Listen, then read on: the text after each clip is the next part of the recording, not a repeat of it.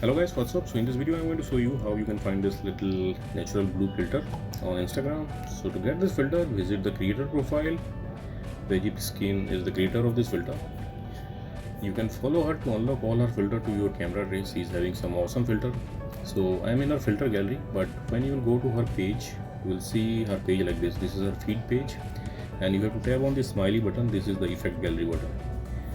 And if you can't see her effect gallery button, this smiley button, then you have to refresh the page. So you can do that by dragging the page down like this, and you should see the effect gallery. Now tap on this effect gallery, scroll down, and the third one, little natural blue, this is the filter. Tap on it, you will see a preview. From here you can save it to your camera and you can try it. So that's it guys. Likewise, you can get this filter on Instagram. So thanks for watching the video guys. See you in the next video.